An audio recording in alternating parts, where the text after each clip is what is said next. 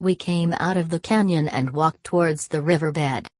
After a long detour, we returned to his house. Late in the evening, we sat in his own room, a thing he rarely allowed me to do, and he told me about the final ingredient of the mixture, the mushrooms. The real secret of the mixture lies in the mushrooms, he said. They are the most difficult ingredient to collect. The trip to the place where they grow is long and dangerous, and to select the right variety is even more perilous. There are other kinds of mushrooms growing alongside which are of no use. They would spoil the good ones if they were dried together. It takes time to know the mushrooms well in order not to make a mistake. Serious harm will result from using the wrong kind, harm to the man and to the pipe. I know of men who have dropped dead from using the foul smoke. As soon as the mushrooms are picked, they are put inside a gourd, so there is no way to recheck them. You see, they have to be torn to shreds in order to make them go through the narrow neck of the gourd. How long do you keep the mushrooms inside the gourd? For a year. All the other ingredients are also sealed for a year. Then equal parts of them are measured and ground separately into a very fine powder. The little mushrooms don't have to be ground because they become a very fine dust by themselves. All one needs to do is to mash the chunks. 4 parts of mushrooms are added to 1 part of all the other ingredients together. Then they are all mixed and put into a bag like mine. He pointed to the little sack hanging under his shirt. Then all the ingredients are gathered again, and after they have been put to dry, you are ready to smoke the mixture you have just prepared. In your own case, you will smoke next year. And the year after that, the mixture will be all yours because you will have gathered it by yourself. The first time you smoke, I will light the pipe for you. You will smoke all the mixture in the bowl and wait. The smoke will come. You will feel it. It will set you free to see anything you want to see. Properly speaking, it is a matchless ally. But whoever seeks it must have an intent and a will beyond reproach. He needs them because he has to intend and will his return, or the smoke will not let him come back. Second, he must intend and will to remember whatever the smoke allowed him to see, otherwise it will be nothing more than a piece of fog in his mind. Saturday, Sunday? April 8, 1962. In our conversations, Don Juan consistently used or referred to the phrase man of knowledge, but never explained what he meant by it. I asked him about it. A man of knowledge is one who has followed truthfully the hardships of learning, he said. A man who has, without rushing or without faltering, gone as far as he can in unraveling the secrets of power and knowledge. Can anyone be a man of knowledge? No, not anyone. Then what must a man do to become a man of knowledge? He must challenge and defeat his 4 natural enemies. Will he be a man of knowledge after defeating these 4 enemies? Yes. A man can call himself a man of knowledge only if he is capable of defeating all 4 of them. Then, can anybody who defeats these enemies be a man of knowledge? Anybody who defeats them becomes a man of knowledge. But are there any special requirements a man must fulfill before fighting with these enemies? No. Anyone can try to become a man of knowledge, very few men actually succeed, but that is only natural. The enemies a man encounters on the path of learning to become a man of knowledge are truly formidable. Most men succumb to them. What kind of enemies are they, Don Juan? He refused to talk about the enemies. He said it would be a long time before the subject would make any sense to me. I tried to keep the topic alive and asked him if he thought I could become a man of knowledge. He said no man could possibly tell that for sure. But I insisted on knowing if there were any clues he could use to determine whether or not I had a chance of becoming a man of knowledge. He said it would depend on my battle against the 4 enemies, whether I could defeat them or would be defeated by them, but it was impossible to foretell the outcome of that fight. I asked him if he could use witchcraft or divination to see the outcome of the battle. He flatly stated that the result of the struggle could not be foreseen by any means, because becoming a man of knowledge was a temporary thing. When I asked him to explain this point, he replied, "To be a man of knowledge has no permanence. One is never a man of knowledge, not really. Rather, one becomes a man of knowledge for a very brief instant, after defeating the four natural enemies. You must tell me, Don Juan, what kind of enemies they are. He did not answer. I insisted again, but he dropped the subject and started to talk about something else. Sunday, April 15, 1962. As I was getting ready to leave, I decided to ask him once more about the enemies of a man of knowledge. I argued that I could not return for some time, and it would be a good idea to write down what he had to say and then think about it while I was away. He hesitated for a while, but then began to talk. When a man starts to learn, he is never clear about his objectives. His purpose is faulty, his intent is vague. He hopes for rewards that will never materialize, for he knows nothing of the hardships of learning. He slowly begins to learn, bit by bit at first, then in big chunks. And his thoughts soon clash. What he learns is never what he pictured, or imagined, and so he begins to be afraid. Learning is never what one expects. Every step of learning is a new task, and the fear the man is experiencing begins to mount mercilessly, unyieldingly. His purpose becomes a battlefield.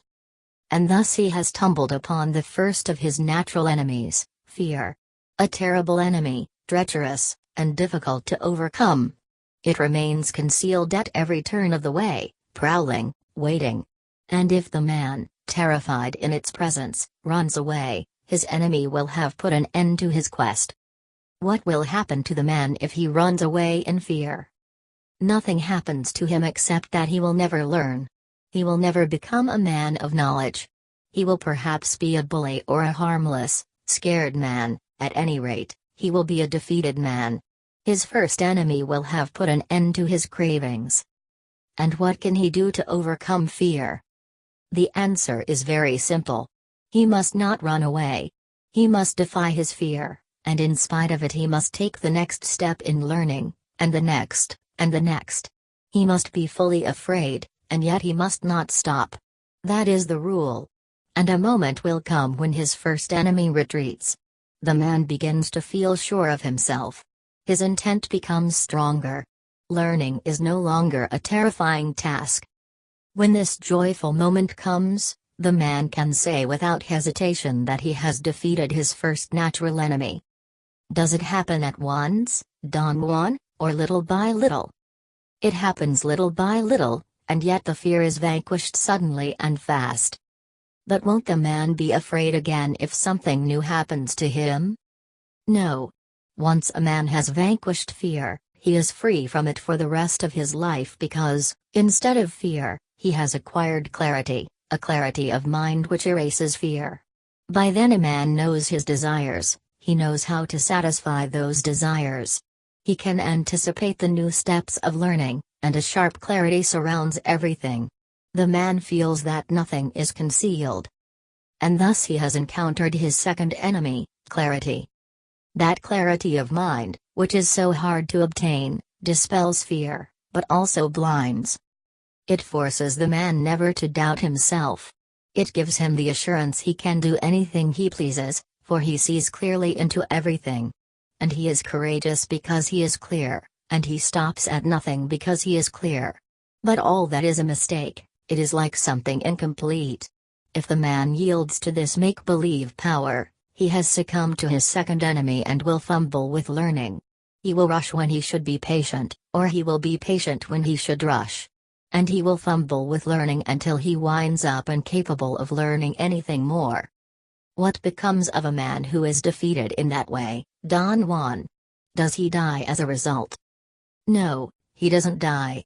His second enemy has just stopped him cold from trying to become a man of knowledge. Instead, the man may turn into a buoyant warrior, or a clown.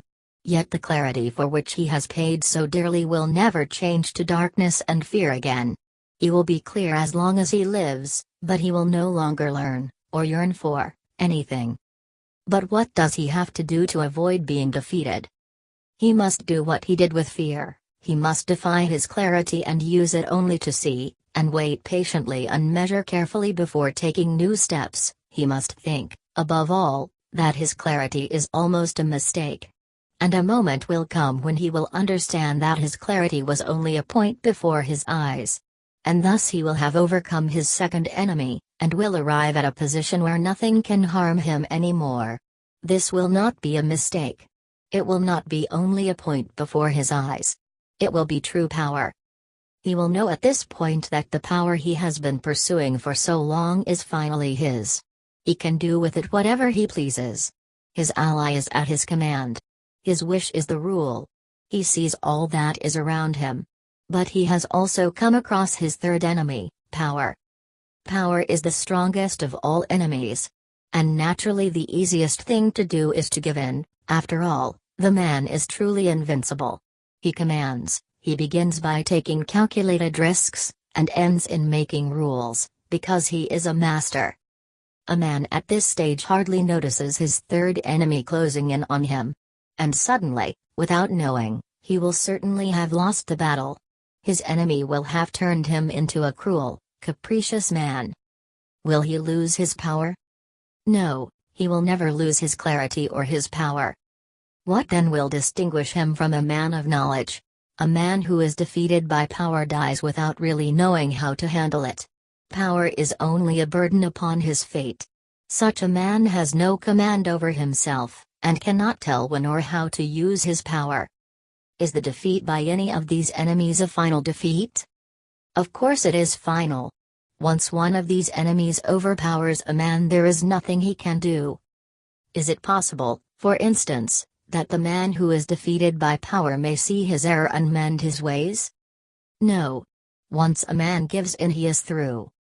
But what if he is temporarily blinded by power, and then refuses it? That means his battle is still on.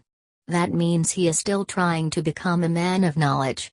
A man is defeated only when he no longer tries, and abandons himself. But then, Don Juan, it is possible that a man may abandon himself to fear for years, but finally conquer it. No, that is not true. If he gives in to fear, he will never conquer it, because he will shy away from learning and never try again. But if he tries to learn for years in the midst of his fear, he will eventually conquer it because he will never have really abandoned himself to it. How can he defeat his third enemy, Don Juan? He has to defy it, deliberately. He has to come to realize the power he has seemingly conquered is in reality never his. He must keep himself in line at all times, handling carefully and faithfully all that he has learned. If he can see that clarity and power, without his control over himself, are worse than mistakes, he will reach a point where everything is held in check. He will know then when and how to use his power. And thus he will have defeated his third enemy. The man will by then, at the end of his journey of learning, and almost without warning he will come upon the last of his enemies, old age. This enemy is the cruelest of all, the one he won't be able to defeat completely, but only fight away. This is the time when a man has no more fears, no more impatient clarity of mind, a time when all his power is in check, but also the time when he has an unyielding desire to rest. If he gives in totally to his desire to lie down and forget, if he soothes himself in tiredness, he will have lost his last round, and his enemy will cut him down into a feeble old creature.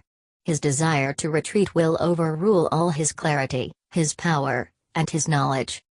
But if the man sloughs off his tiredness, and lives his fate through, he can then be called a man of knowledge, if only for the brief moment when he succeeds in fighting off his last, invincible enemy. That moment of clarity, power, and knowledge is enough.